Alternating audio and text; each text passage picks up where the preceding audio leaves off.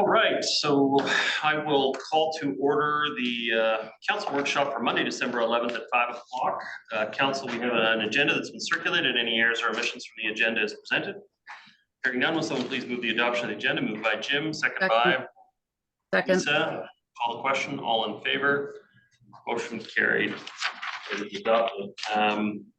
We do have sets of minutes from 3 separate meetings: June 12th council workshop, June 26th, and July 17th council workshop. Are there any errors or omissions from those meeting minutes as presented? So moved. Someone please move all 3 sets for adoption. Moved by Councillor Murray. Is there a seconder? Second by Jim. Okay, I'll call the question. All in favor? Contrary minded? Motion carried. Okay, so moving on to the council workshop. This council workshop is really to have one discussion. This is to update the council on DAPR, the Development Approvals Process Review. I understand we have, welcome Councillor Ma, and I think I just said Councillor Back has said that he'll be a few minutes before he's caught in that traffic. I understand we have a presentation 10 to 15 minutes at the front end, and then it's wherever the discussion takes us at that point, but this doesn't have to be a full evening workshop by any stretch, because we already have a busy week this week. So there you go. So over to you, Dan. Good evening. Thank you very much, Your Worship, members of council. I'll speak loudly so the council members can hear. Just by way of brief background, the District of North Vancouver processes a lot of applications, and that includes approximately 6,000 business licenses. This includes about 30,000 inquiries per year. We've had that in our last 12 months, just general interest inquiries and application inquiries. About 5,000 building, environmental, and mechanical permits have been processed. That includes over 16,000 inspections and about 70 planning applications. So that's just a quick overview of some of the significant work that staff are doing to support the community's and council's interests. And we're really, through this process, we're committed to providing excellence in customer service. That's our goal. Now, we know through this process, there's room for improvement. There are things we can improve on in terms of timeliness, in terms of communication, in terms of transparency and openness, and of course, improving our digital processes. So you'll hear more about that tonight. With council's direction, we really are committed to an end-to-end process review for all the various development applications that we process, and again, you'll hear more about that.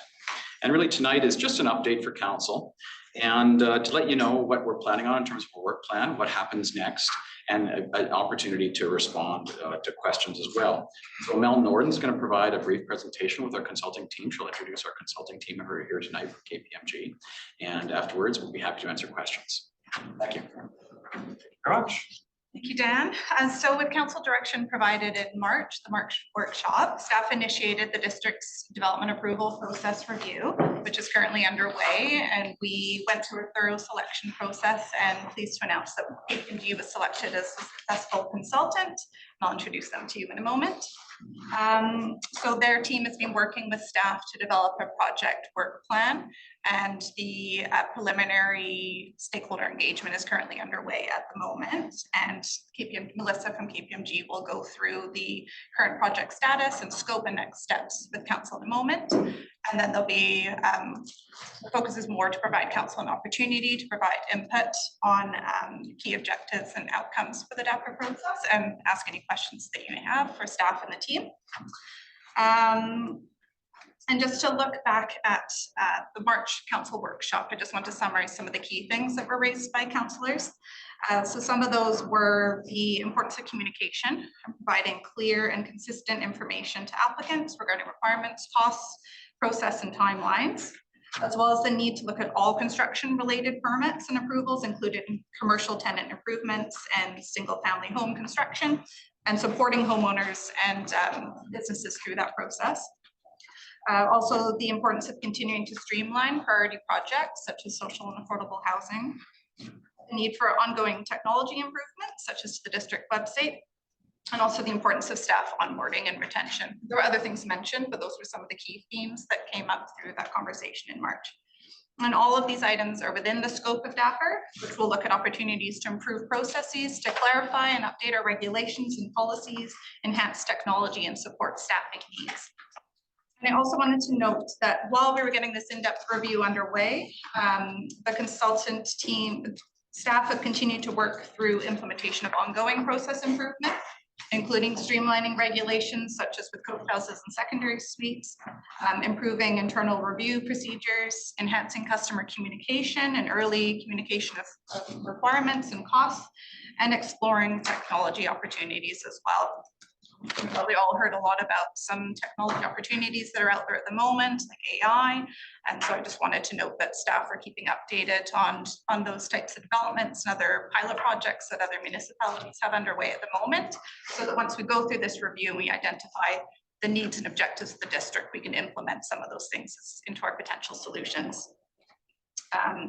And so now I'd like to introduce the KPMG DAPR project team represented this evening by Melissa Ayers and Nathan Stewart here.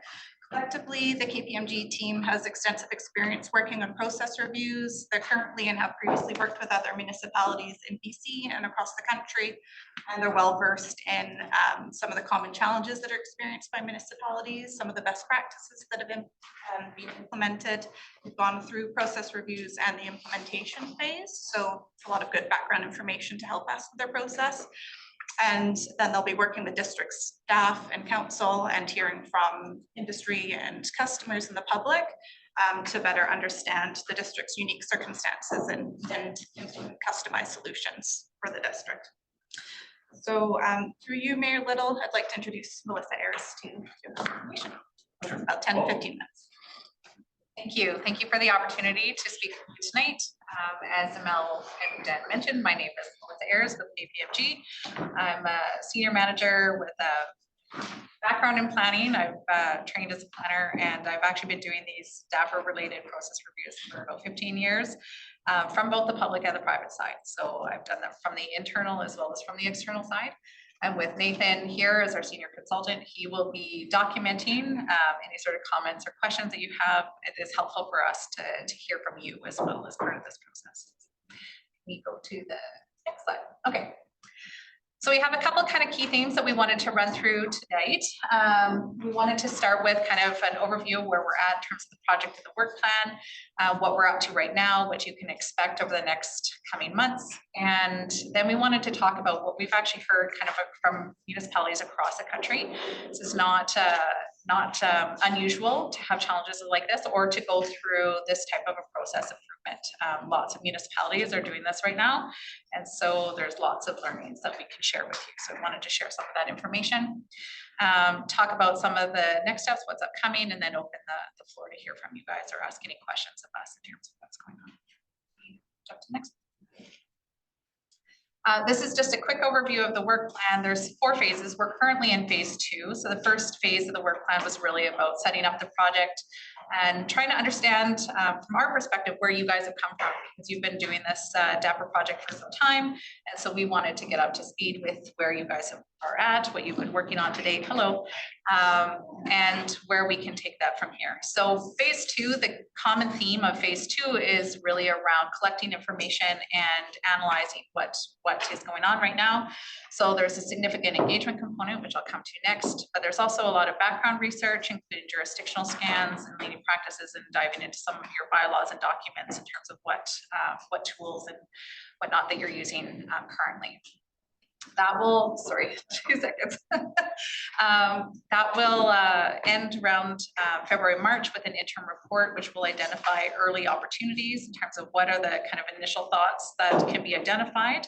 And then we'll work with staff to refine those into some more detailed and specific recommendations for the district. That will come out in a final report towards July timeframe. Now we can switch. Thanks, Mel. As I mentioned, the engagement program is a really significant part of our data collection, both internal and external. So there's a focus on that. We need to speak to internal staff to understand what their common challenges and opportunities are that they see, but also the external customers and the applicants. So there's kind of an equal weighting on that. So we've kind of looked at, done a 360-degree approach to the engagement. So we're right in the middle of that right now. There are a lot of different tools and methods that we're using to reach out to the different stakeholder groups and different segments, from interviews and surveys to workshops and different forms of communication. Even there's a website posted now as well for the public. And included in that is also alignment with a lot of the work that district staff are currently undertaking. So there's a lot of work that the district does to collect information from applicants and members of the public. For example, the economic development strategy survey. There is the customer service survey that's done, as well as the tri-annual community check-in surveys. So we will be collecting the information from that as well and integrating that into our review.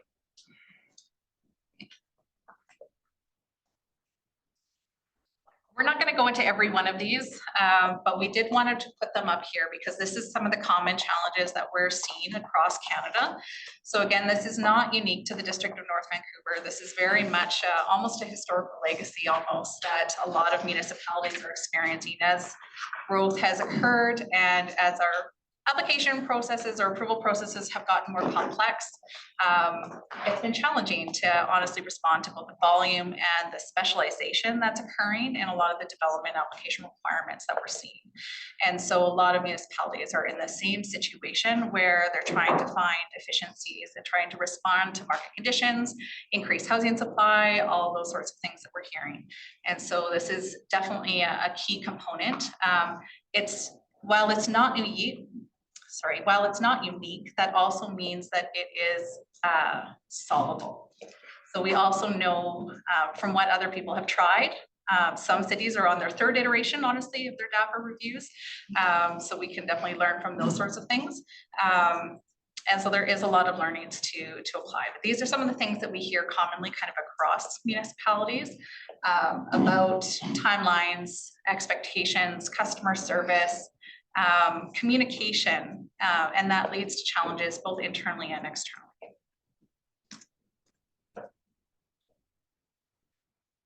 That being said, there's also solutions.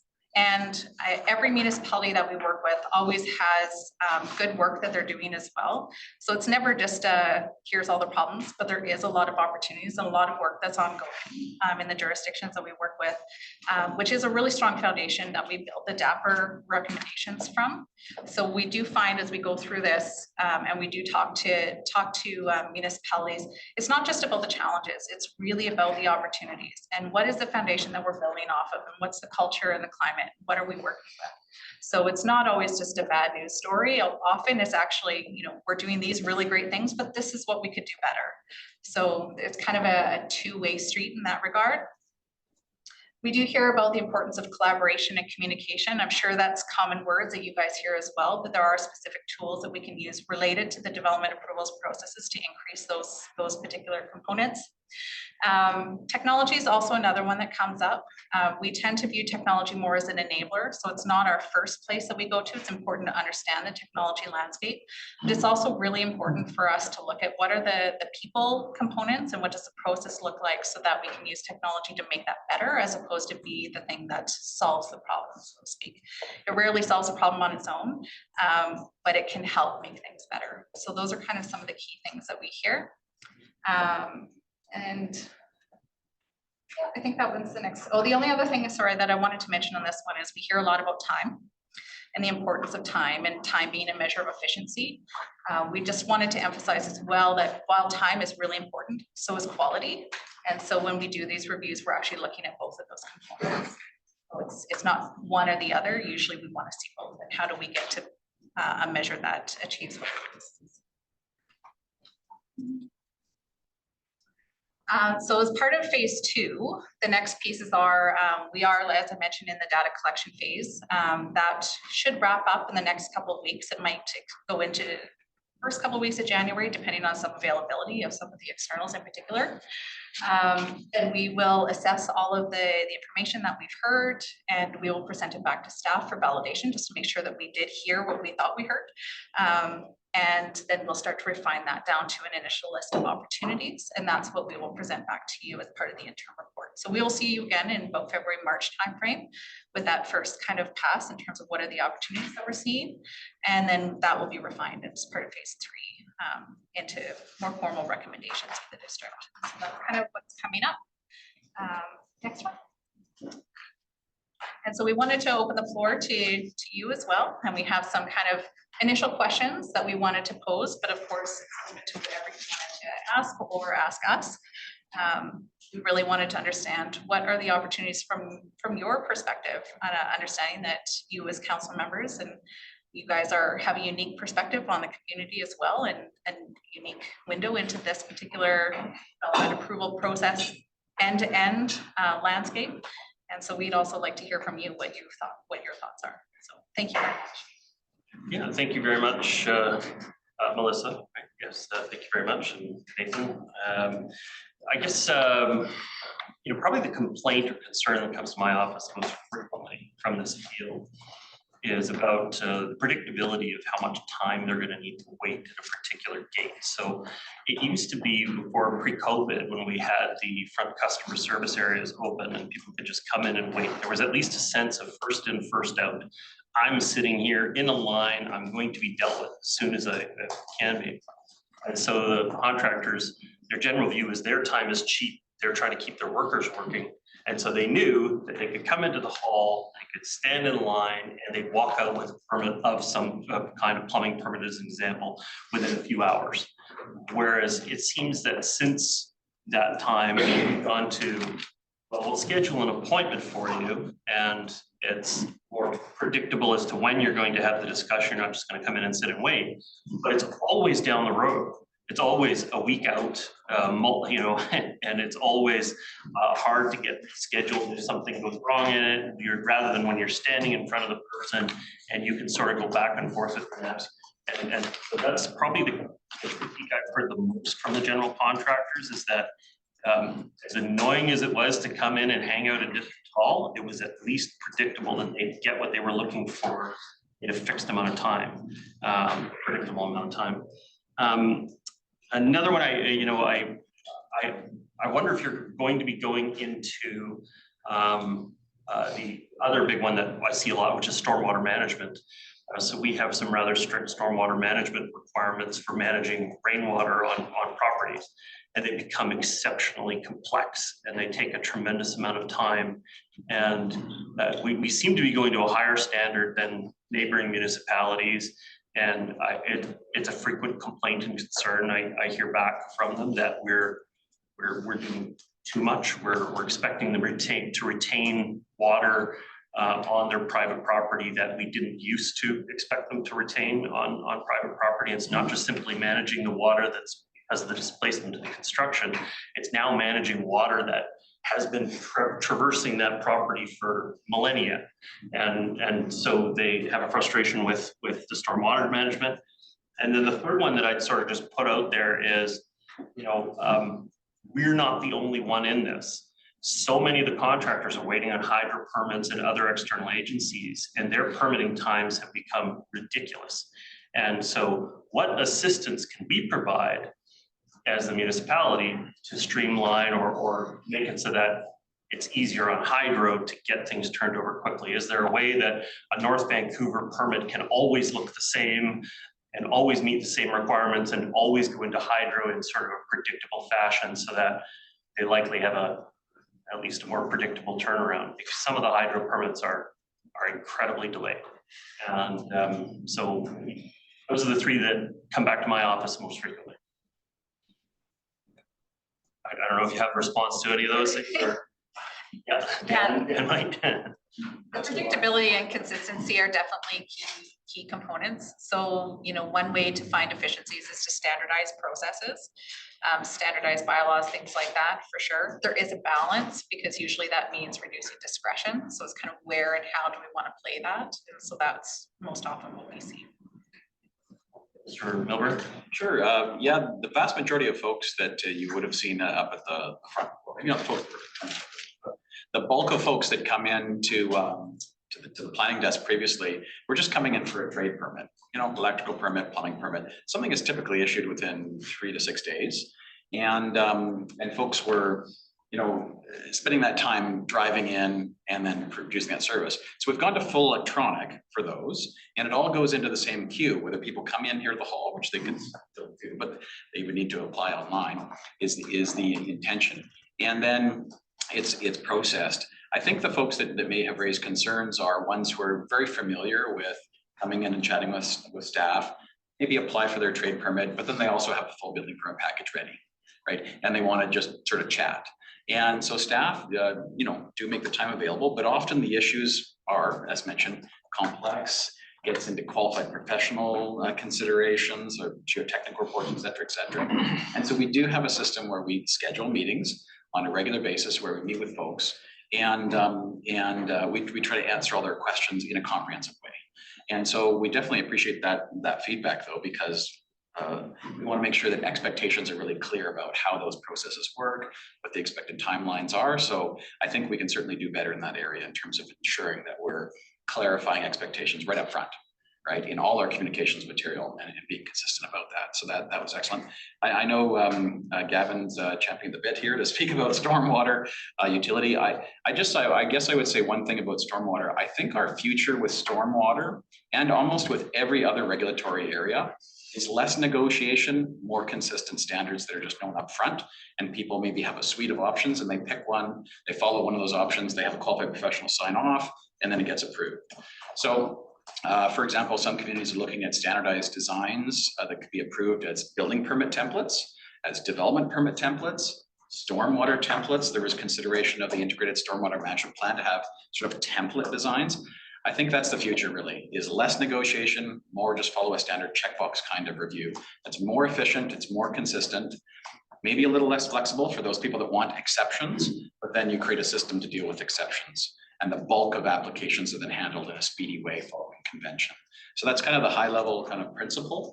I would just add, and then we would look at neighborhoods and get some consistency. So when you talk about delay, often it's weather flow, and there may be 6 months or a year on the testing side. But if we could say all development acts the same way in Norgate, for example, and acts all the same way in Upper Edgemont, we can jump right to that point in time. And within our bylaws now, it's post-construction and pre-construction, and as you harden the area, not to get into tonight, but we have real issues with I&I and the size of our mains.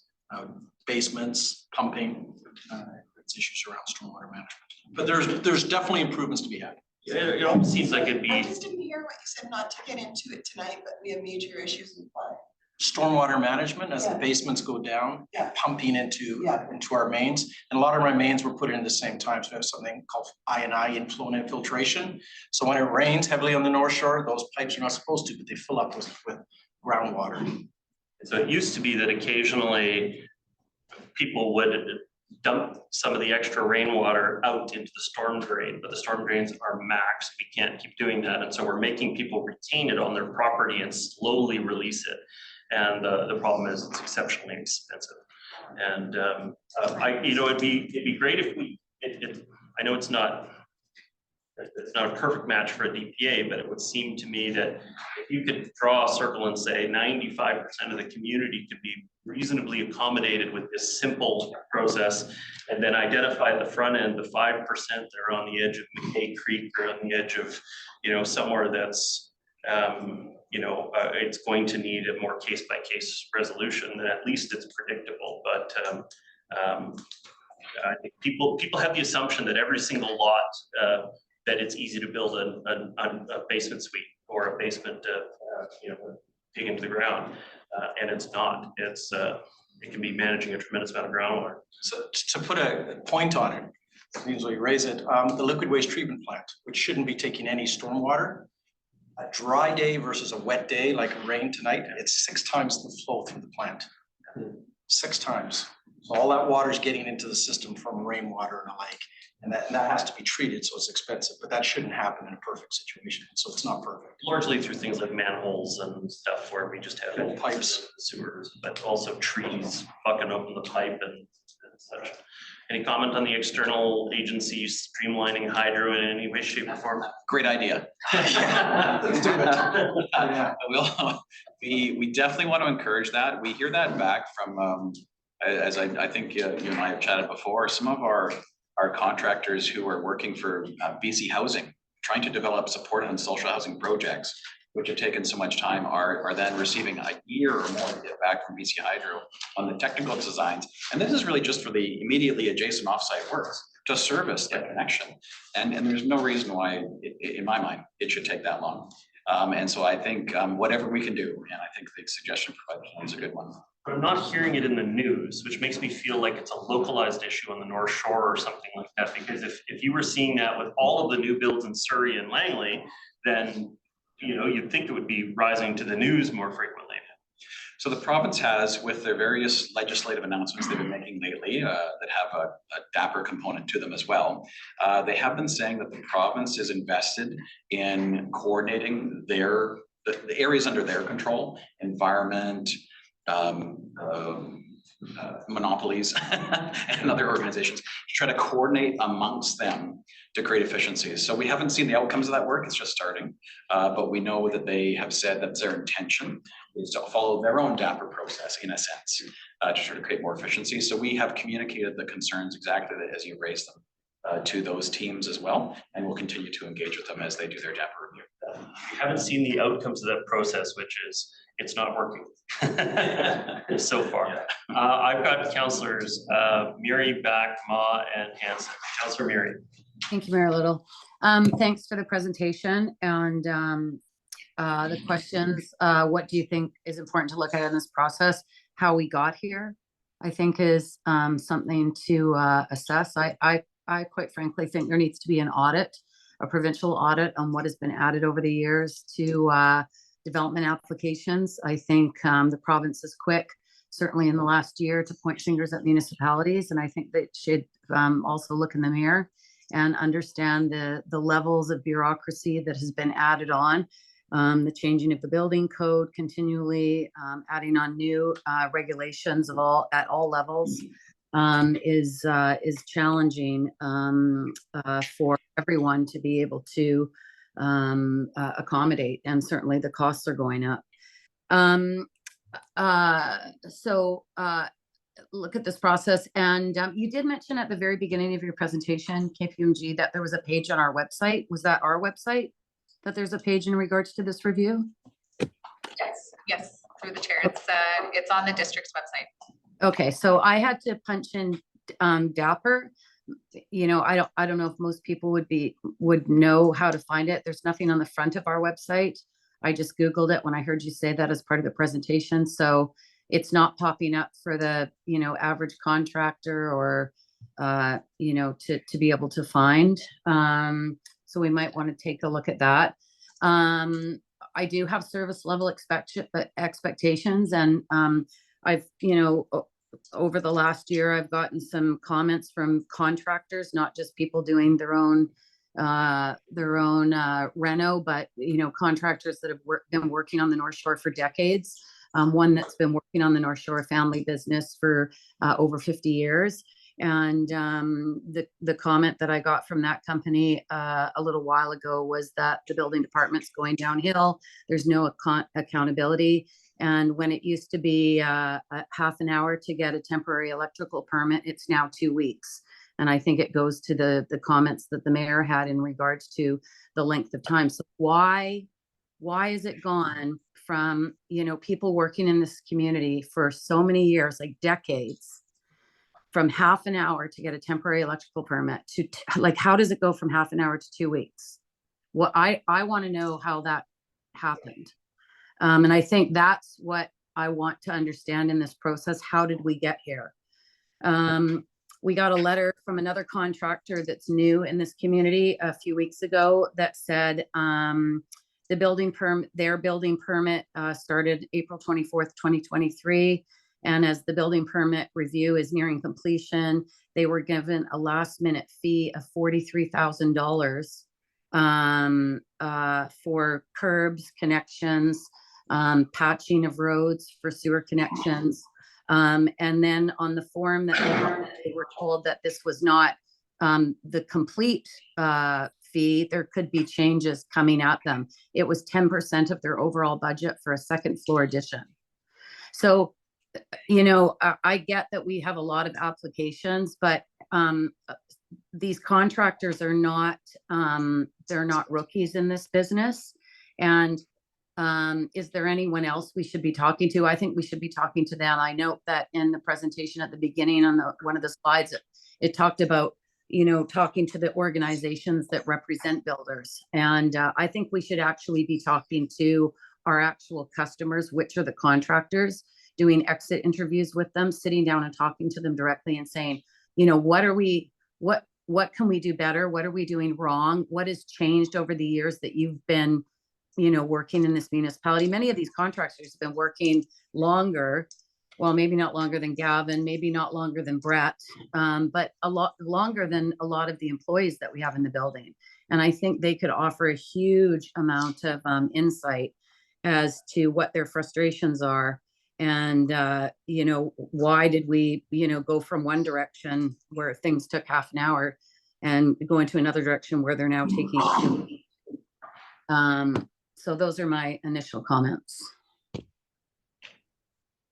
Responses? Thank you, Councillor Murray. Mr. Milburn? Thank you. Thanks for that question. Earlier this fall, we had significant staff shortfall in the area that processes the trade permits. We went through, and in the staff that were available, we went through an immediate hiring process, and we're now back up to a full staff complement. During that period of time, however, we really weren't meeting our customer service expectations in terms of turnaround time for those permits. And we went from an average of a few days up to a couple weeks. So we've worked through that backlog with overtime and really an excellent staff team that really worked very hard to get through all those checks. And we're now back down to our normal customer service timeline approvals for that. So I thank the council for pointing that out. We weren't meeting our customer service expectation timelines, but I believe I've been updated just last week that we are currently meeting those timelines for the processing. And in terms of exit interviews and hearing from applicants, the contractors are usually very good at expressing when they're concerned. They're very communicative. They're in regular contact with our staff. We appreciate that kind of feedback. We also do a comprehensive survey that's done by a third-party professional survey firm, which is anonymous to ensure that, if they're concerned at all about some concerns, they'll have that anonymity to provide that comment. We've reviewed that for a number of years now, actually ever since we implemented our latest Energov permit tracking system. We've been tracking that, and so we have an excellent source of data to share with our KPMG partners on this project, so that as they look at that kind of feedback, we can compare trends over time, concerns over time, and how we can effectively respond. So I would say, yes, we want to hear from our customers. That's a really important source of information. And we also want to provide consistent information. We never like to hear people say it's a surprise fee or it's a surprise to them. So we always try to document the requirements upfront in writing. And if there is a condition such as curbing and connections that might be dependent upon, say, a quote that needs to be provided from the bylaw, we try to provide that in a timely way and let the applicants know up front that this is coming, that fee will be normally triggered, that there will be an amount. And so I definitely concerned to hear that somebody wasn't aware, and we definitely follow up with those applicants to make sure and then ensure that staff provide consistent information in the future. Mayor Little, could I just add one more thing? So that letter did come to mayor and council. I did respond to that contractor, and they didn't say anything about any fees or expectation of fees being told to them at the beginning. I asked them that very question, and this letter came in not too long ago. I'm glad to hear finally that we are hearing that it was because we were, very short-staffed. I always understood that it was a manager position that was slowing things down. But, I wonder if that's not a story we need to tell when we find ourselves in these situations. Like, just be very upfront with people, put something on our website. We know things are slow. We're doing the best that we can. Like, the best way forward is to be very honest with your customers if you can't provide for them. And, that should have been, if that was something so critical within the building department and the planning department, a communication piece should have gone out to those general contractors that work and come through this municipality daily. This is their place of business. They're coming here to get permits, and they're here all the time, or they were here prior to COVID. Now they're doing things online, and I think they find it clunky. And I just think that our communication needs to be so much more on so many different levels and so many different departments, because they're writing emails to councillors and texting us. So obviously there's still a problem that they see, and they don't feel like they're, they're getting the answers that they need in the time span that they need, because they're trying to move these projects forward, and time is money. Milburn has additional comments. Your worship, just to acknowledge, it's a great suggestion. And in this case, I'm just looking to staff. I recall that we did send out notice to those folks who were affected by the extended timelines. At least one occasion that I'm aware of, and I don't know if Mr. Dwyer wants to add any further. I think having that continuous loop of expectation communication is very important. It's an excellent point made by the councillor, and I'm not sure Mr. Dwyer has anything to add. Nice and loud for the microphone in the center of the room. Nothing specific, but we are nimble and agile, and when things occur, like there may be a delay in inspections, we do, when people are booking in our automated emails, have that kind of information that goes back to the client, so we manage and inform the clients of expectations, and we've done that with trade permits for things like inspections. Thank you. I've got councillors Back, Ma, Hanson, and I think Councillor Popes. Sorry, I was waving the flag. on the list. There you go. The fly's on the list, or? Thank you. Thank you, very little. And sorry, I was late for the start of the workshop tonight. We are down 50% of our bridges in North Van right now with the Lions Gate closed down at the moment. So busy up there. So my comments are going to echo some of the themes that have already been mentioned in terms of predictable processes. I think that's something that I hear regularly from people in the district, be it homeowners trying to do a renovation or contractors, what have you. They just want to know what the requirements are at the beginning of a process. And I certainly recognize that throughout a process, things may be uncovered, that you didn't know at the beginning. But I think anywhere and everywhere where we can be clear about, what's entailed, whether it's a subdivision, that's one that I seem to be hearing about a lot. I talk to homeowners who have been trying to do a basic subdivision, and it's taking me years. And I always want to defend the district, defend staff, and say, look, these are complicated processes, but sometimes I hear some things that are being asked of them that make me question kind of the whole process there. So I think the more clear we can be at the start, up front in all of these things would be good. In terms of anyone else we should be talking to, I agree with Councillor Murray's comments. I think we need to talk to those contractors who are doing the work. And I think around the table here, we could all generate a pretty good list of those folks who we hear from on a somewhat regular basis with the challenges that they're having trying to get their projects done in our community. I also think we should be talking to the small business community.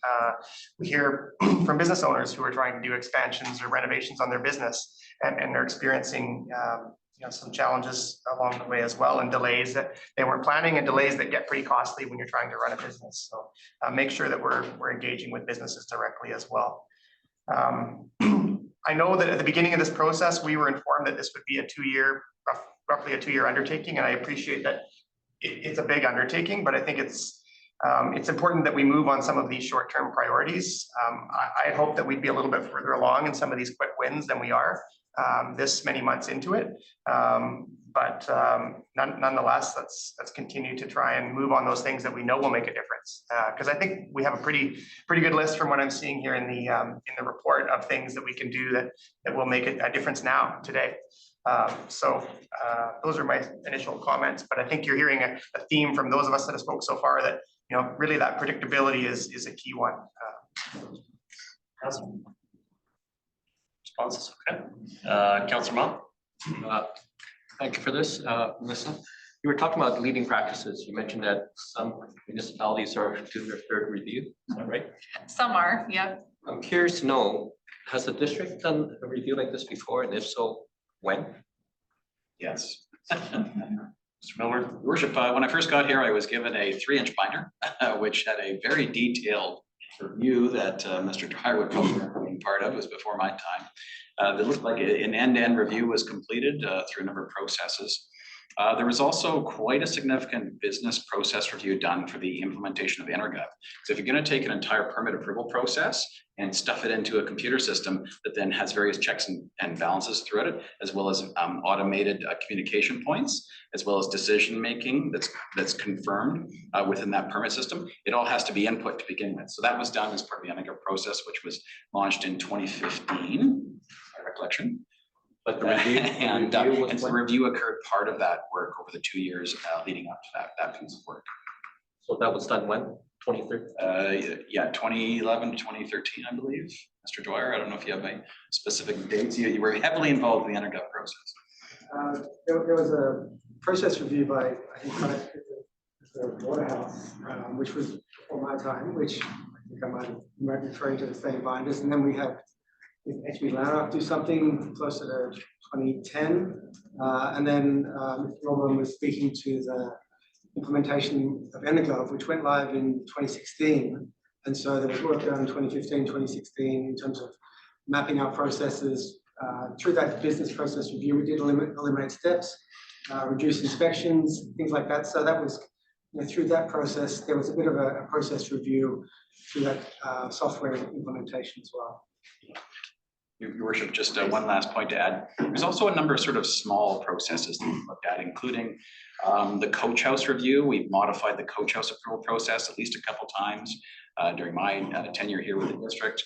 More recently, there were some delegation development variance permits was also changed. And I believe there's others, but they're all listed in the previous staff report as mentioned as some sort of sub-processes where we looked in particular at a particular area and thought, hey, how can we take advantage of either changing legislation or improvements in our process to create efficiency for applicants. So just following up on that, when those changes went in, did we survey to find out if it made a difference? And were there any other lessons learned about how to go about, improving processes? Worship, yeah, that's when we first started instituting the customer service survey that was done annually. So every single one of our applicants, we started with building permits. We've expanded it now to include business license and planning. But we started with building permits, and that was done just before Energov was implemented, and then after it was implemented in every successive year. It was 1 year, but generally it's every year, so that we have an idea, because we wanted to see, okay, if we're going to institute a very significant tracking program, we want to see improvement, right? Did we see that result? And we saw that. We saw that the majority of our customers are satisfied with the professionalism and the communication from staff, the ability to adapt. But they have concerns. Timeliness is a concern of theirs, and all the concerns council has heard tonight. We've heard some of those, and we want to respond to that through this process. All those customer service feedback concerns. Just to follow up, I still have the floor. I'm glad we're looking at leading practices. Does that also include looking at things, processes, policies that can be eliminated? Policies that are outdated. They still need to be on the books. Does that review include that as well? It includes a portion of that, maybe not every policy that you guys have, but the ones most related to the development approvals processes. I guess we're looking at eliminating the red tape. Yeah. And when you're looking at municipalities, and I'm curious to know, are there some issues that a municipality our size will face versus something like Vancouver? Are you also looking at issues that smaller municipalities will face? Yeah, it actually, the bigger they get, the harder it is, the bigger challenges that they get. So they actually see bigger ones, but there's a lot of municipalities around the same size as the district that are really starting to feel some of those growing pains, if you want to call it that. And yeah, it's almost a shifting from one type of mentality to another one, right? And so yeah, we work with a lot of the middle-sized municipalities as well, so that's kind of included in that as well. We actually find the big cities almost have more unique challenges, so they almost tend to be the outliers as compared to the majority of jurisdictions. And would that scope go beyond North America, or is it mostly Canadian examples that you're looking at? Because these ones that we share, this is Canadian. Are we open to looking beyond our borders? We can. We haven't talked about that specifically, but we do tend to draw on what other examples are. The challenges when we go international is that the legislative framework changes significantly. Like even within Canada, we have to be cautious, even looking between provinces, because the legislative framework is quite different between each province. So we still have to have some caution when we do that. But yeah, when we go out internationally, that's the biggest challenge. I guess my analogy would be, we always talk about, the bike culture in other countries, how we wish we had that here. I'm just wondering if there's something else that can be gleaned from looking at other practices, but I'll leave that to you. Let's put it on the table to. Yeah, no, that's a good suggestion. Thank you. Mr. Hanson. Yep, thank you very much. Thank you, Melissa, for your presentation. I mean, I'm generally comfortable with the program that's been developed for review of the approvals process. I reiterate what we've heard previously. The biggest complaint that I hear as a councillor from anyone involved with the planning and permitting department is delay and uncertainty. So anything that we can do, as has been said, and repeating the comments of other councillors and the mayor, to render the process more certain, more definite, and more timely. And I also do hear from time to time, and I appreciate there's staffing issues. I know you're all working as hard as you can, but I have heard of some significant delays just in responding to people. And I don't know whether I'm getting the straight goods there, I don't know, but I have heard people tell me about delays in response, which, if true, are the question that I would pose. So the provincial government, we're still analyzing, I know the details of the proposals that are being brought forward with respect to greater housing availability, housing starts, and I know there's some regulations that are still pending.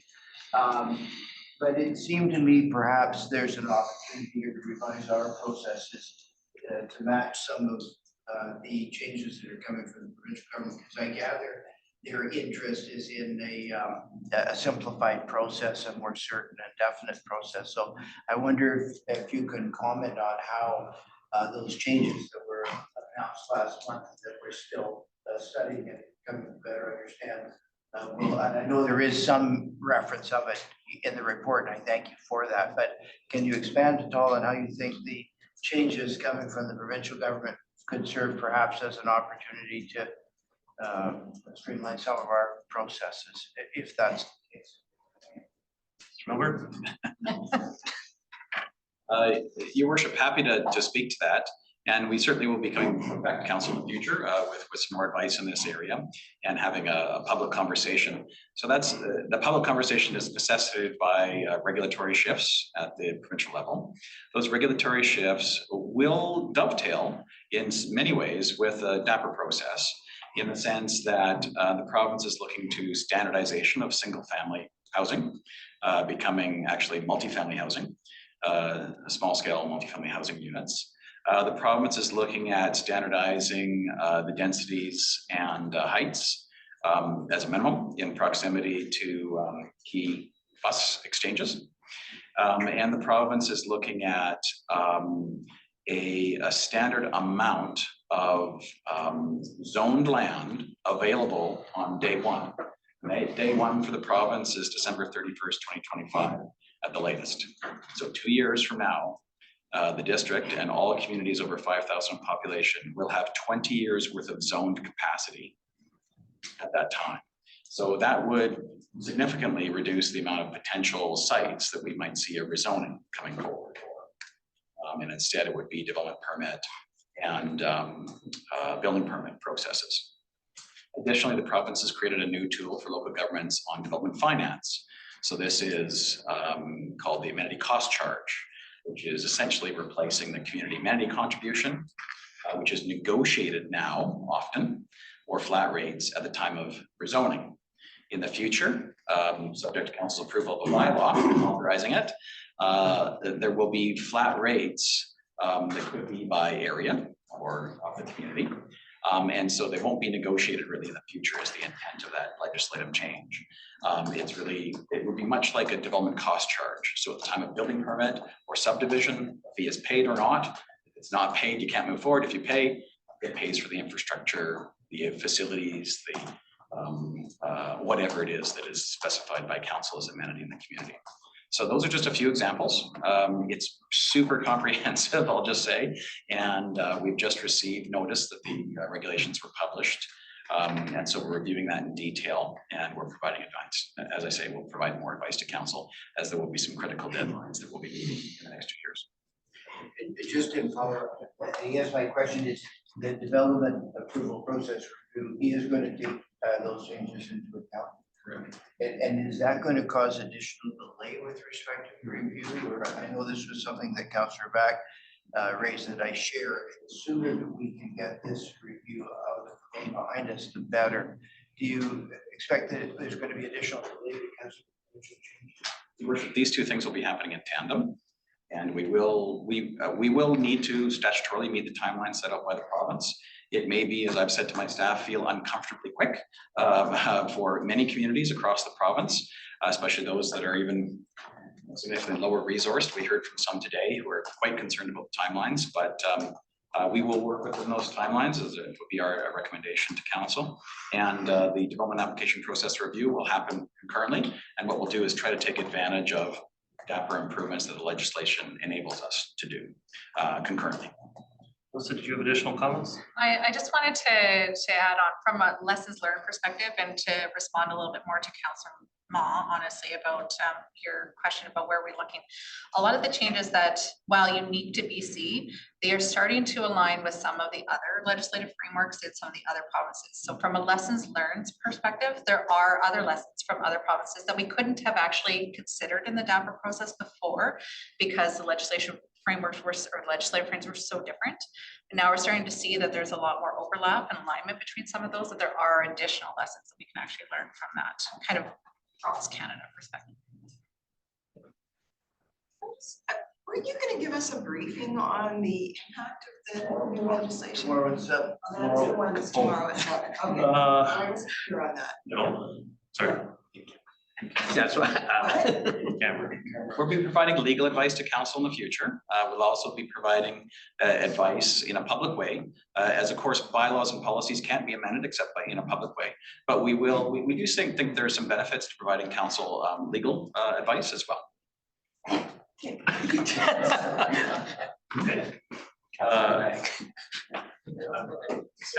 Pope, I am coming to you next. Did you have comments on DAPR as well? And then Councillor Forbes after that? Sure.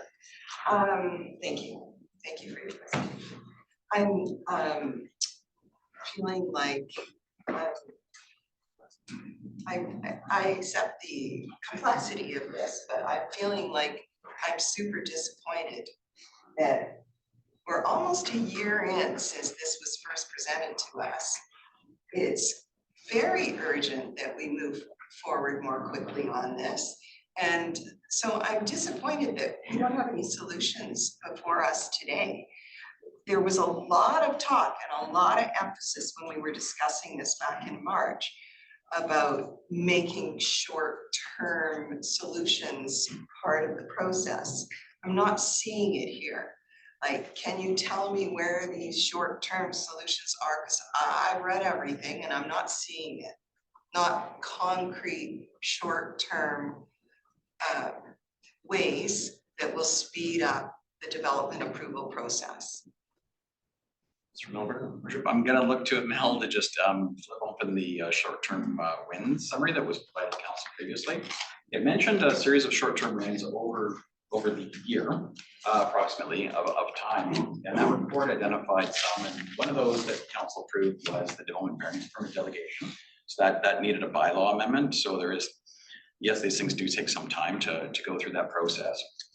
But maybe if Mel can just mention some of the quick term, or we call them quick wins, I believe. Quick wins or short-term priority actions. So let's mention a couple of them and just respond or to the ones that we are moving forward on, because I just want to assure council, we haven't been sitting on our laurels. We've been sitting back and just waiting for to hire a consultant.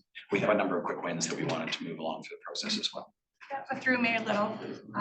So Dan already mentioned delegation of some permits. There's also the streamlined process for outdoor customer service areas. Sorry, there's also what? The streamlined process for outdoor customer service areas that was implemented earlier this year. Our digital services team is working through a few enhancements to our website. So the development data dashboard, I believe, is supposed to be launched early next year. We'll provide more information about development statistics that can be publicly accessed. Right now it's That's not available. The working towards personalized accounts for residents and businesses on dmv.org, where you can access details regarding your permit, and improve communication and engagement with customers. These are all things we're working towards in Q1, Q2 of 2024.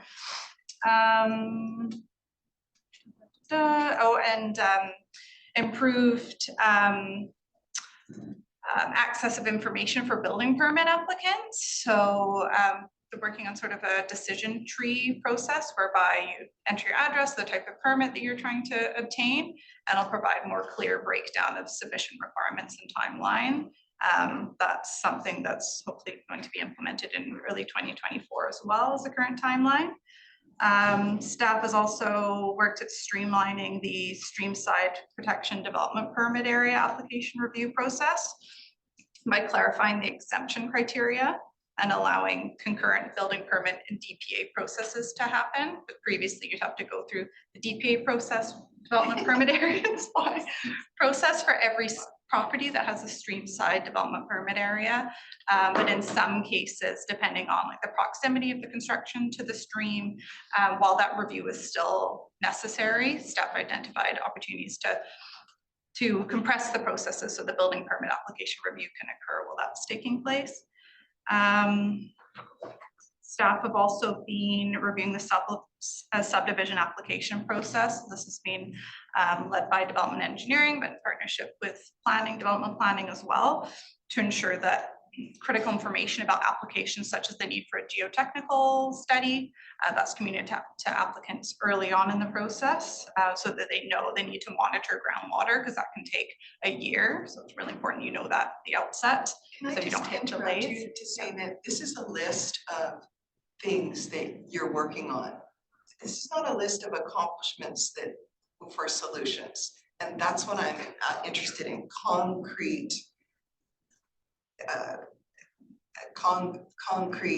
ways that you've taken to actually streamline things. Mr. Relevant. Worship, one that jumps to mind, and Mel pointed it, just I'll give her a moment to look at the other ones, to look at the ones that have been implemented. One of the ones that was implemented this year was electronic application submissions. And so we started with our first applications. And so this isn't just like an input, like a PDF online that somebody has to then hand fill out and send back to us. It's actual entering in information that goes directly into our system and then has checks for them, so that if they don't enter all the necessary information, they know that right up front.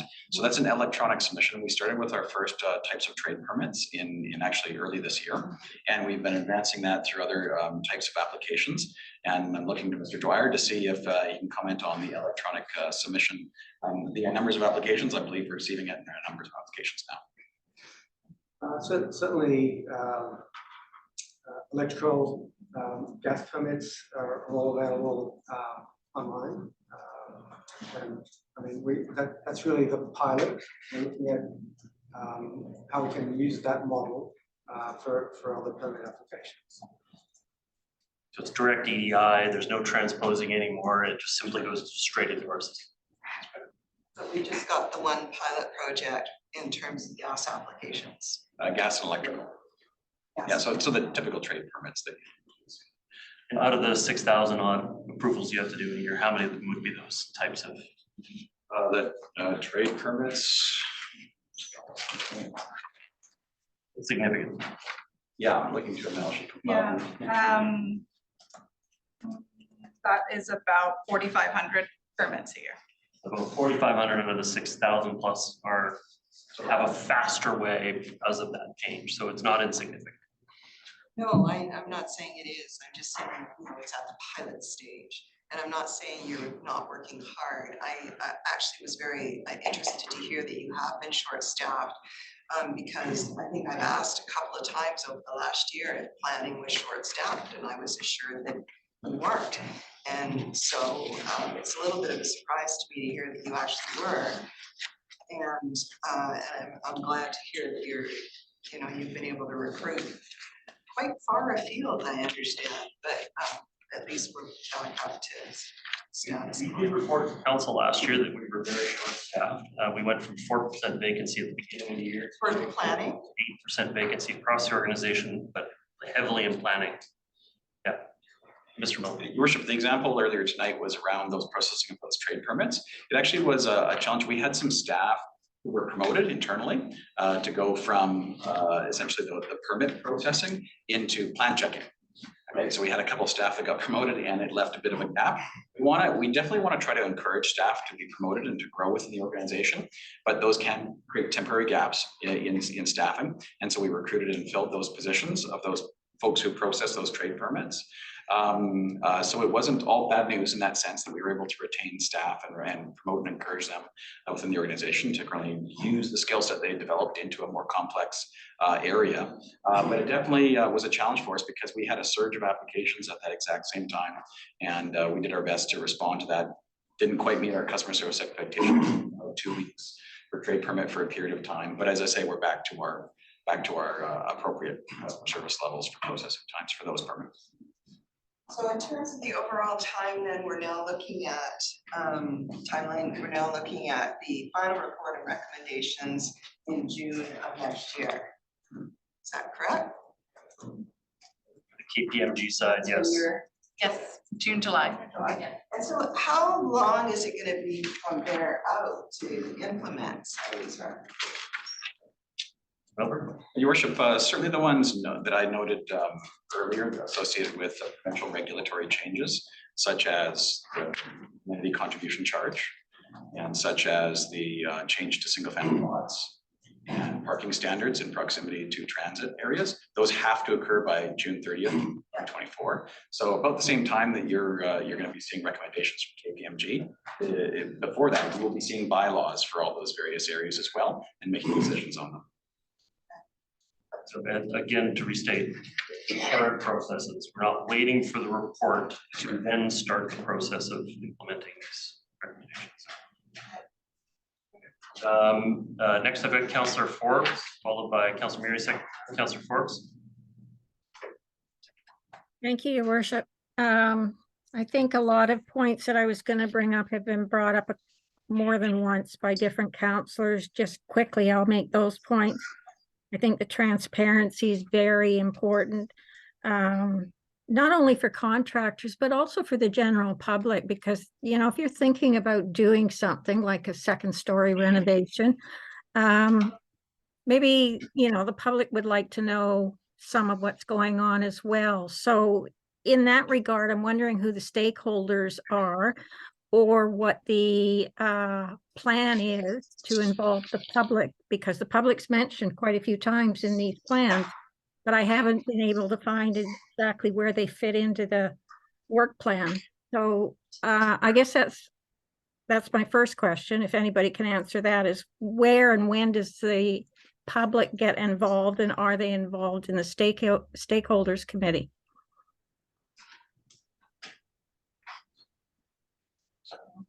Anyone? Just conferring, hang on. Mr. Milburn?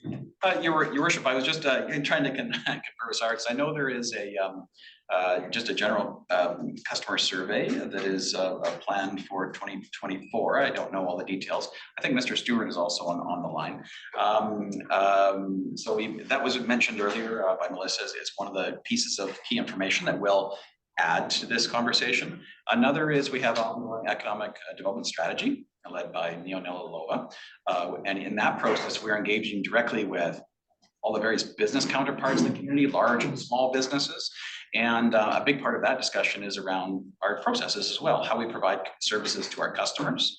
And so we're integrating. Sorry to interrupt, Mr. Milburn, but what I'm interested in is the general public, not the businesses, and not the contractors. I'm interested in when the general public will get information about this or be able to be involved in the process. And are any of general public involved in the stakeholder committee now? Any of the changes would come forward through a public process. And so we would definitely be engaging the public in that. But I mean, most of the effect is on people who are, you know, actually enacting the work following from the permit, which would be the stakeholder group. But We The have, public is listed right here as an external stakeholder.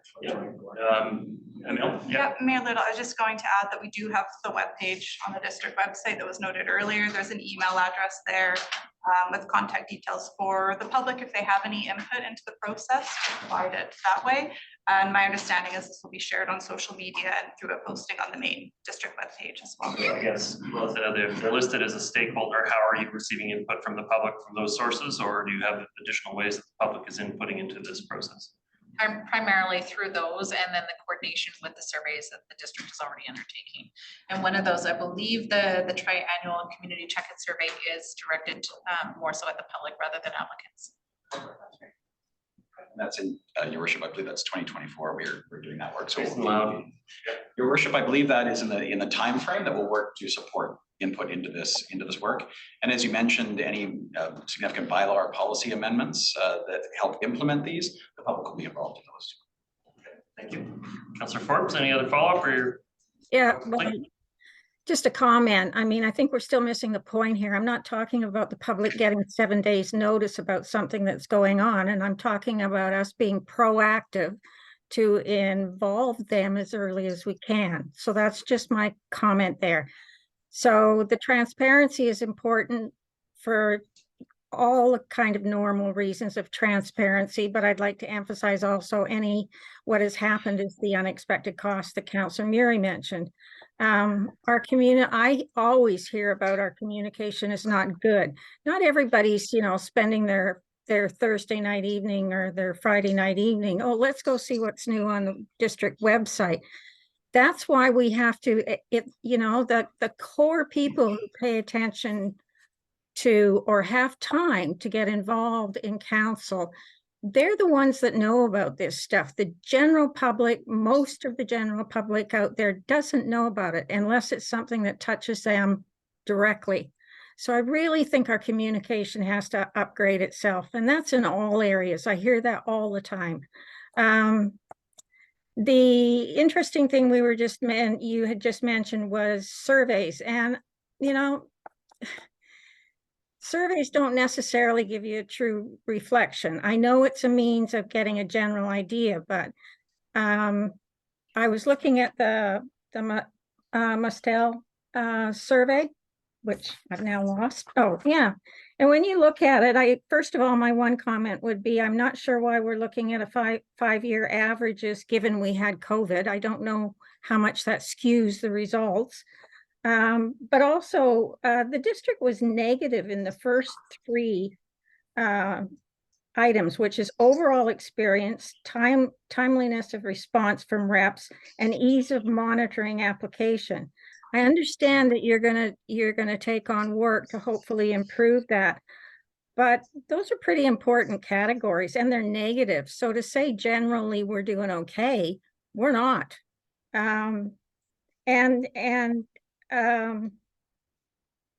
Again, I think it's important. This Mustel survey only happens annually, sometimes every 2 years. I just think it's important that we understand what these stats are based on, and a 5-year average over, like I say, COVID doesn't seem relevant to me.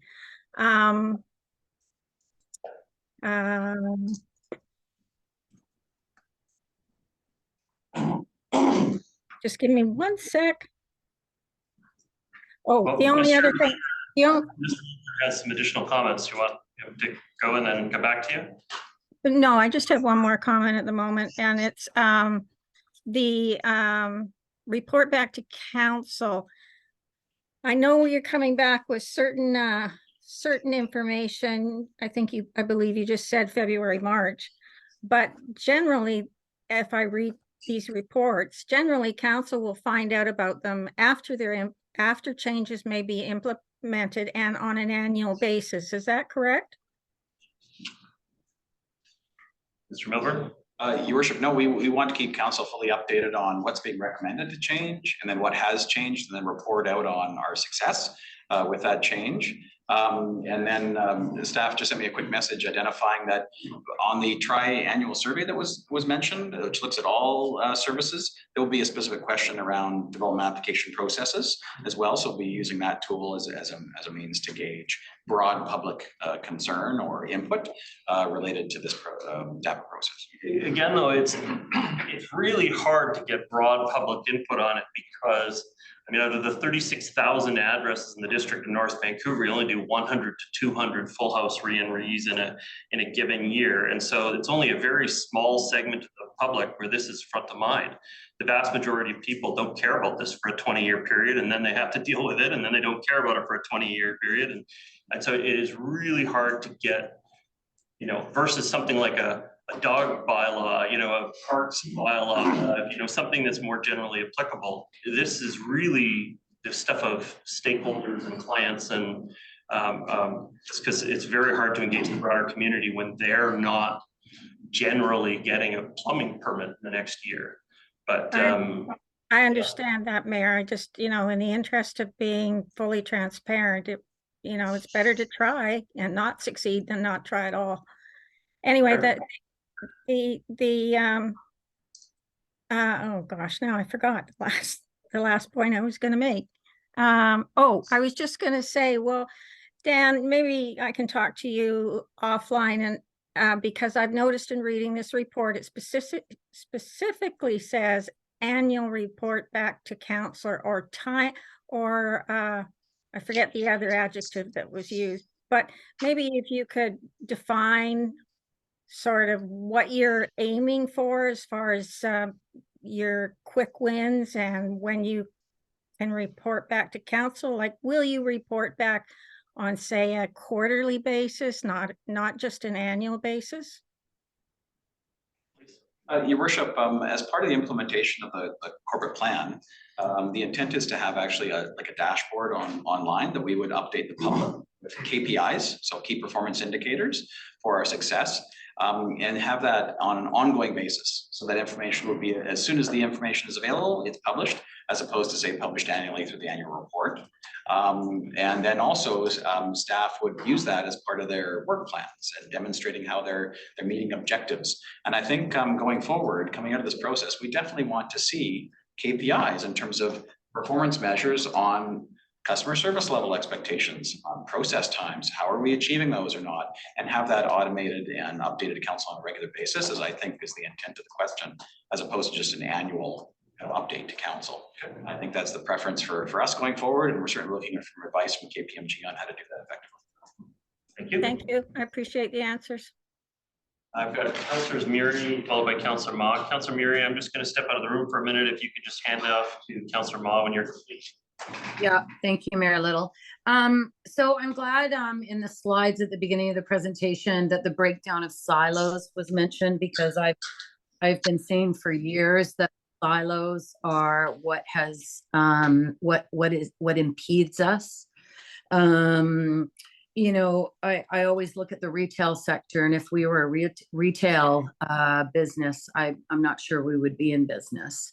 And I think a lot of those silos contribute to that dysfunction. I also can't help but think that we're very defensive of our positions instead of, you know, just saying, yeah, we're stuck right now. Things aren't going well. We've got lots of challenges, and being really sort of honest and upfront with our customers. So, you know, so they understand why we are in this place, instead of us always saying, oh, well, it's because this or but. I don't know if that's a good way to deal with people and customers. I think, you know, the silos, the opposite of silos is that we're all connected. Everything is connected. It's all circular. And this is a development process review, but I hope it goes beyond that development process review, because every department is connected. It's one of the, you know, apart from engineering, it's one of the biggest departments, and certainly the busiest. At the beginning of this term, I was sort of hopeful in the sense that we had heard from departments saying they're swamped. In fact, we heard from engineering a few weeks ago at a council meeting when we asked about a parking motion that had been passed by council in June, that they couldn't get to it because they were swamped.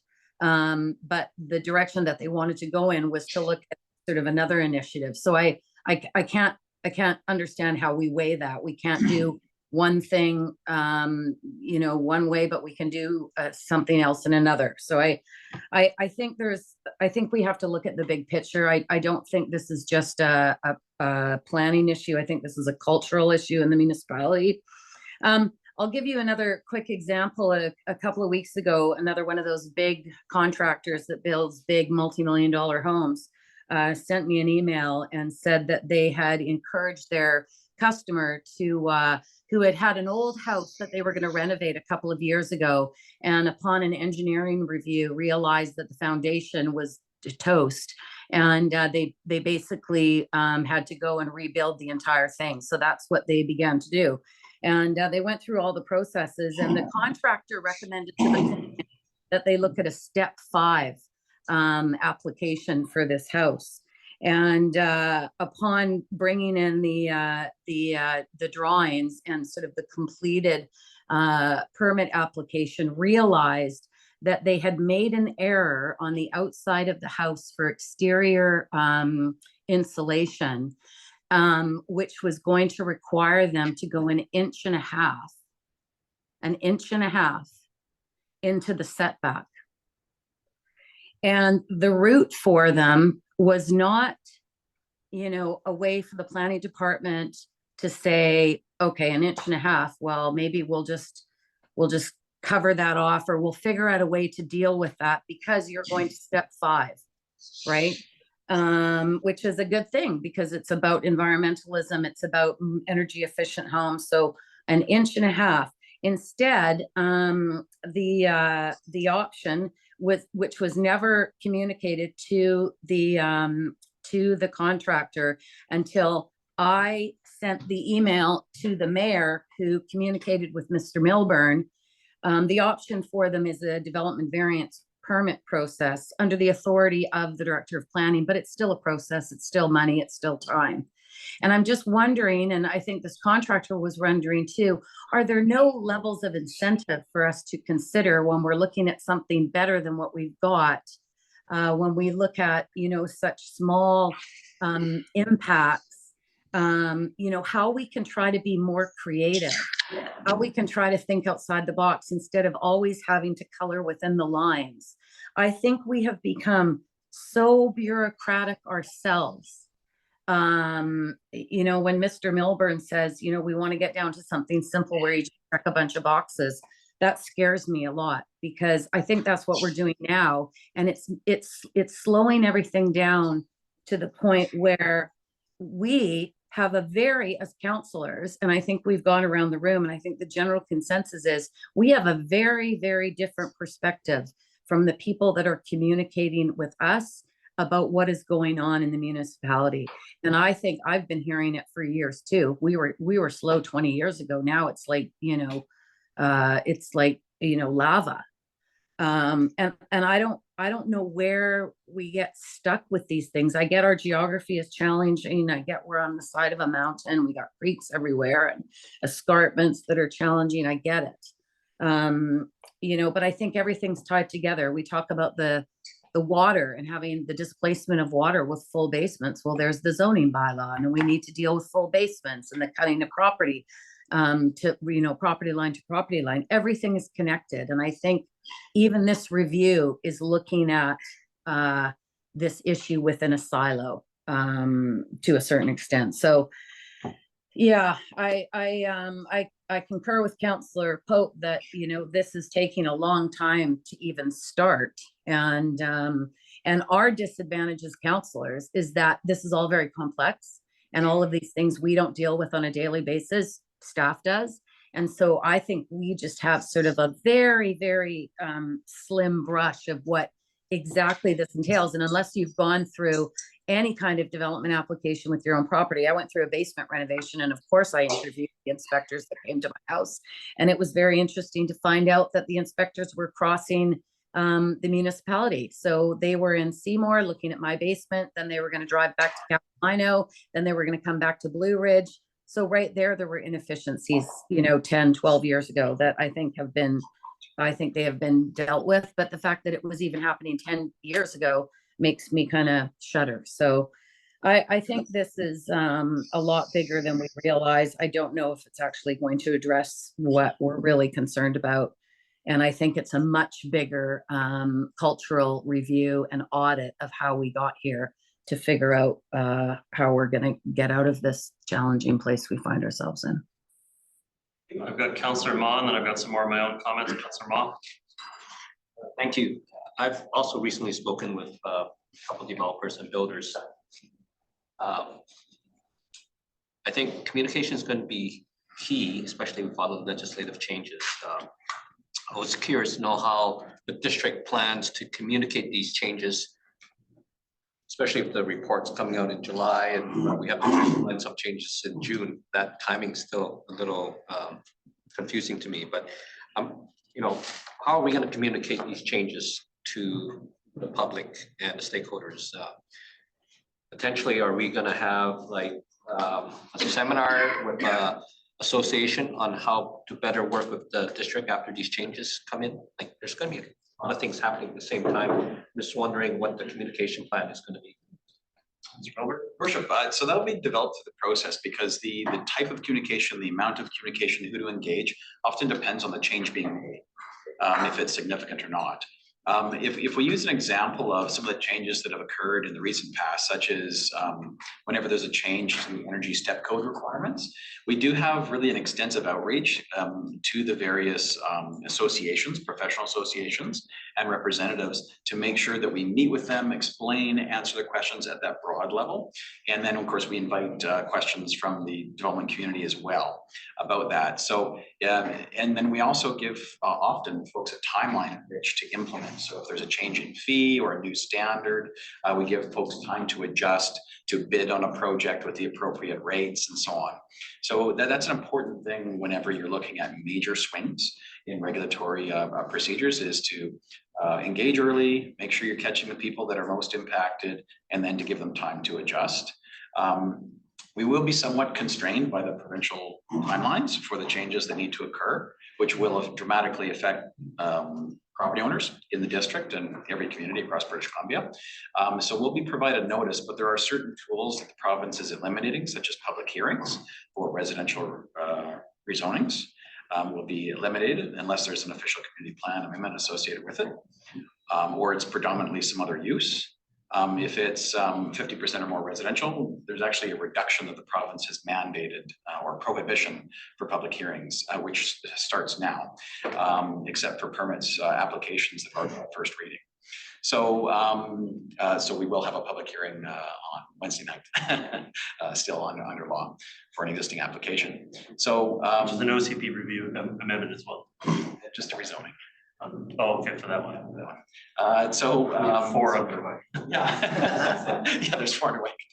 The ones that are underway. So I guess again, it depends on the context. So we'll be having a chat with KPMG about the scope of the inputs, looking for their advice too on what's worked in other communities and the key stakeholders, and the timing challenges that have been expressed and experienced in other places. Look to our past experience of how we've engaged our applicants, and then tailor make an engagement strategy associated with the changes recommended.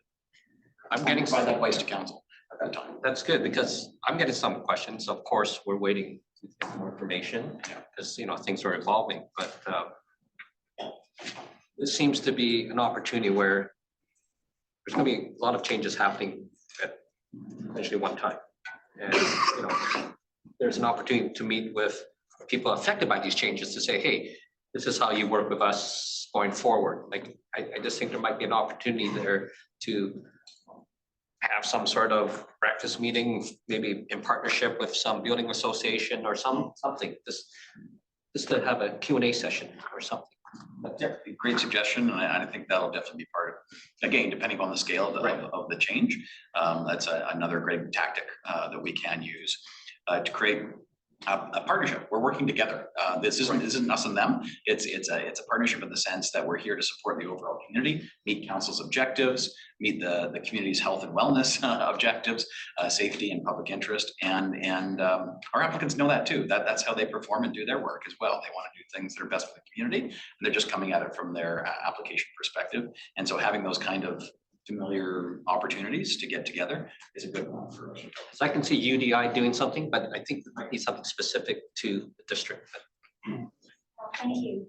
For your worship, one of the other opportunities we have is the community report that we do. So there will be one coming out again in the spring. And I think at that time, we can take the opportunity to walk residents through some of the processes that are coming, the changes that they can expect, and also any improvements, because really, at the end of the day, I think there are some significant improvements that will impact a lot of our residents. So that's another opportunity there.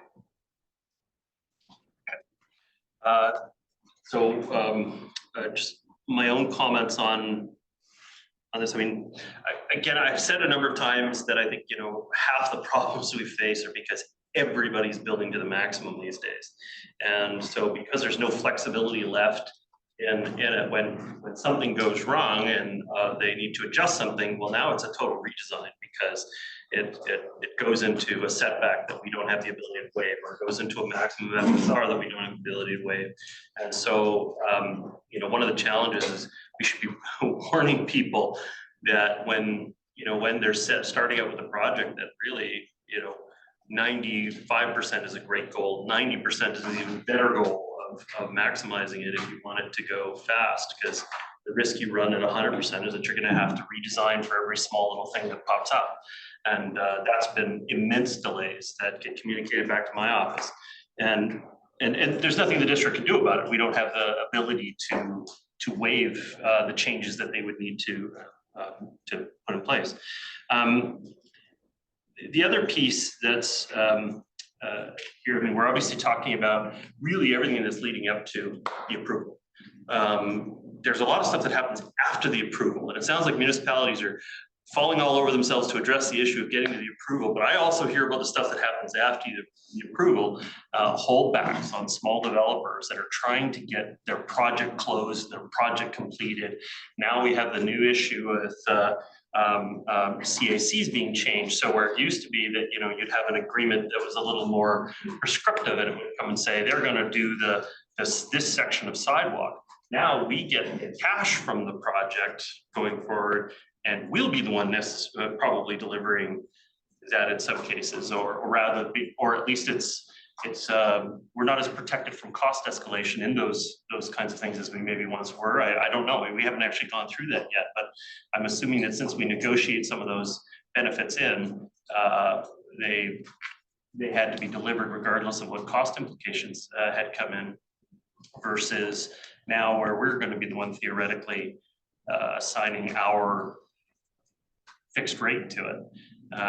But all that to say, there's a lot of stuff that happens after the approval to get us to the point where a project is actually complete and done that also deals with their total overall timeline. And so I guess my question is, what's next? When do we talk about that back half after the approval and speeding up that process? Mr. Milburn. Your worship, I think we're interested in having that conversation as part of this as well, not just to approval, but end to end, meaning, as you say, the inspections, the verification that the work is complete, the release of securities. I think that necessarily needs to be part of this process, because, you know, we deal with securities at the front end. We also should talk about how we deal with the back end, and having efficiencies and making that as transparent as possible for applicants is I think part of this DAPR review as well. I do get that a lot from the smaller developers, where tying up their capital for a holdback to complete something that may just take a long time to be certain about, like rainwater and flooding issues and other things around a site.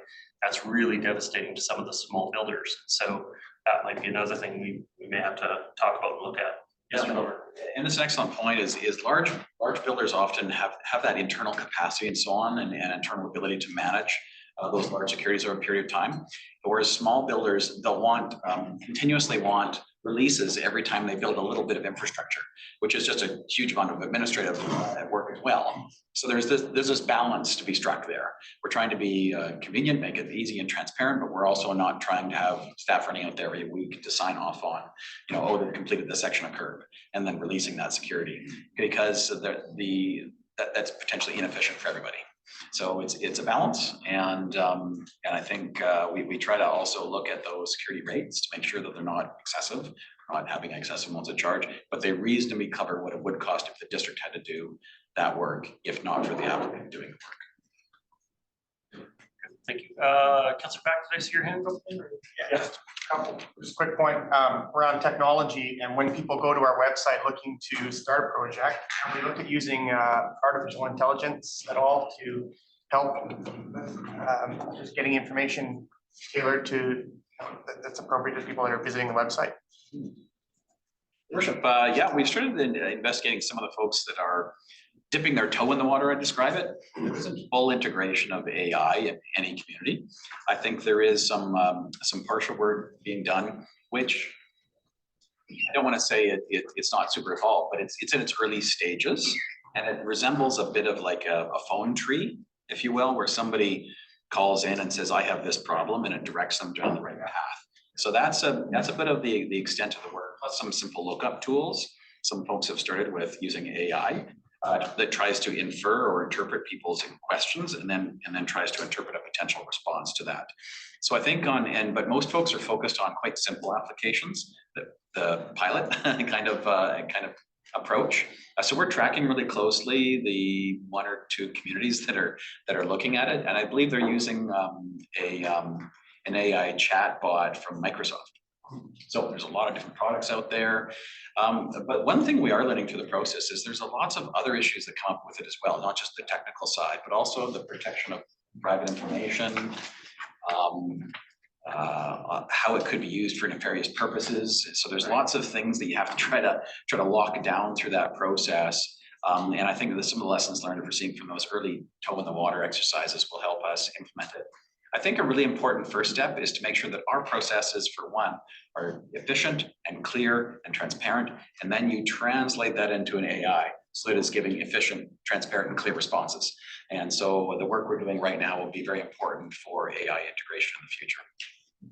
Yeah, that's good to know. And I think I heard recently from Mr. Stewart that we are looking to redo our search engine on our website. So hopefully this can be kind of part of that as well in the future. I think in terms of communication, like the more we can get out there in a way that, you know, people will easily be able to access it, and, you know, use of video, information videos. I thought Councillor Ma's suggestion of some information type sessions around different topics would be really good. So that was good. And then finally, another point that Councillor Ma made that I was going to make as well was just challenging ourselves to maybe look a little bit further afield than just in our country. And I know that the regulatory framework is going to be different in different parts of the world, but I think we can look to other areas and maybe find some ways of doing things that we might not be seeing in our region or our country. I don't see any other hands at this point. Okay. We usually reserve a period of up to 10 minutes at the end of a council workshop for members of the public to add their comments. We do have some members of the public on the meeting. Would anybody like to comment for a couple of minutes? Just raise your virtual hand. We don't have any members of the public with us in person. Corey Cost, we're gonna move you over as a panelist here. I've got it.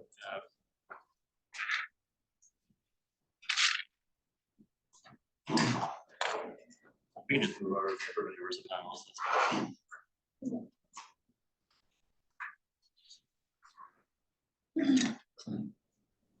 panelist. Corey Cost, can you hear me? Yes, I can hear you, Your Worship. Hope you can hear me.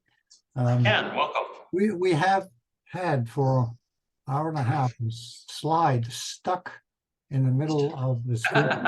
Oh, there you go. Sorry about that.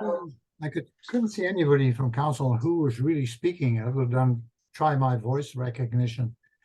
That's AI. Yeah.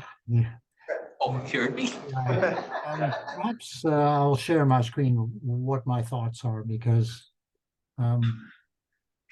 not sure if you see this screen. by me? Do you see?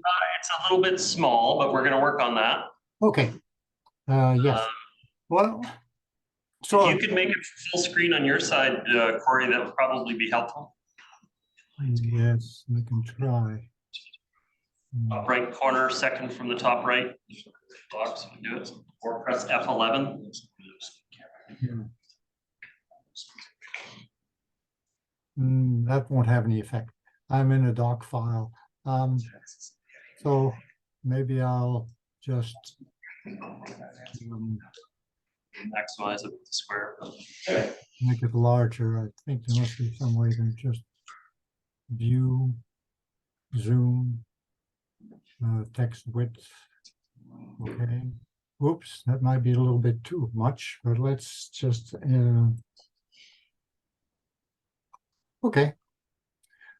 Maybe we can do that. So the first question I had was, how long is the wait to get a permit and what's acceptable? And I think you have already dealt with that. The current situation is probably not really acceptable. And question two, how long does it take to get approval of work done on minor projects at home? I think that's the importance of treating the public, although they rarely come over, as you mentioned, to get a permit should be dealt with a little more expeditiously. The developers have ways of getting around the system, the public does not. When can the public see the dashboard? Now, about 8 months ago, that was promised as a short-term priority action item. I'm still waiting for that dashboard. I haven't seen it. When can we do simple keyword searches? And again, that was mentioned about the contact. Right now, you just can't find it. We had same-day service at the front desk at one time, and when will this be restored? Question 6 is in the past, we were required to put roof runoff into the storm drains. And now we're talking about, what are we talking about? What's the new policy? Does it require the existing homes now to disconnect from the storm drains? I'm confused here. Response, as of today, one can actually search for DAPR in the search on the District North Vancouver website. And many times that I watch council meetings, the last slide from a previous, and boy, this is a good example. This means I can't see it. Question 8, my priority requests are to consider the needs of nonprofit community associations, not the needs just of developers doing their building. I consider community associations to be developers of community in a different sense, but that doesn't seem to be covered with this subject matter, although I think it's an important matter, especially the District North Vancouver should make the provisioning of rooms and insurance something that's easy and may be covered by the district insurance umbrella. Now, other municipalities have started this DAPR process almost 5 years ago. Why have we started so late, or apparently so late? Traditionally, we have been leaders in these kinds of programs. In my view, we don't seem to be leading anymore. What's the solution to that?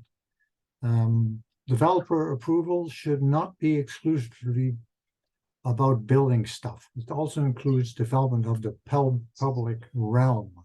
So you can have a broader view of this. And finally, rethinking of the public engagement in the development approval process.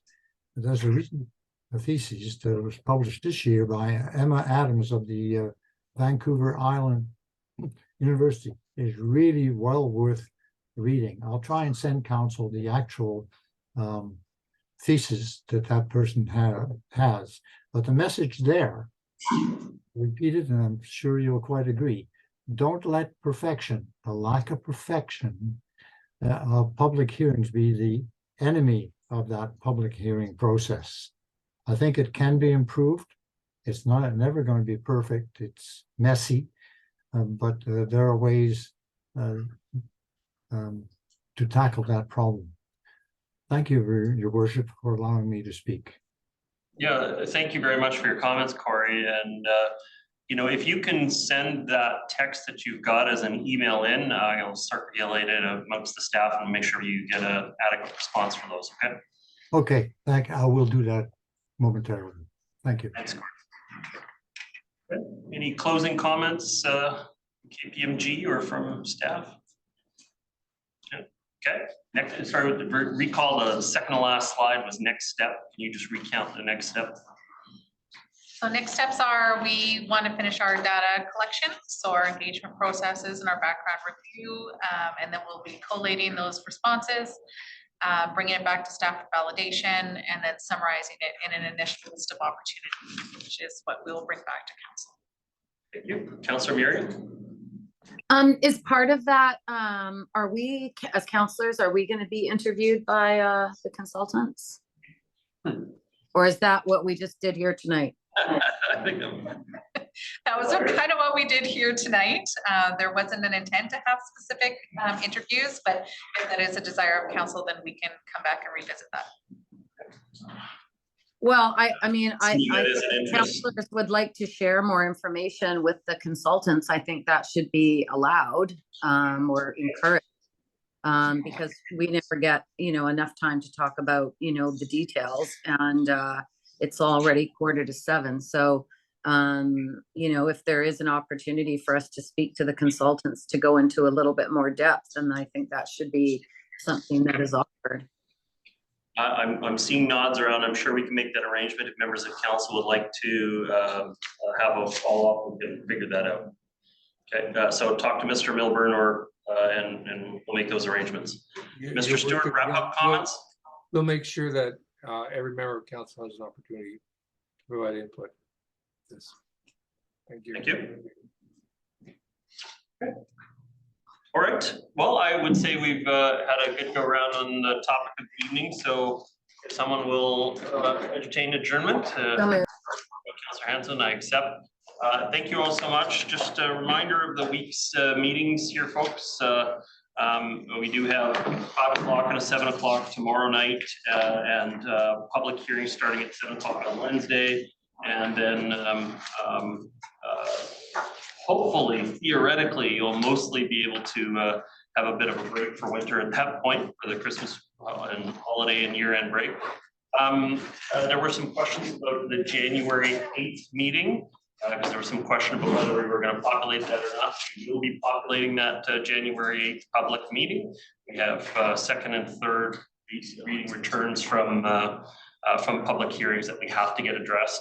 I'm going to bring my friend here. I don't know what this flies. Whoever's the speaker, I think at the moment it goes to say hi.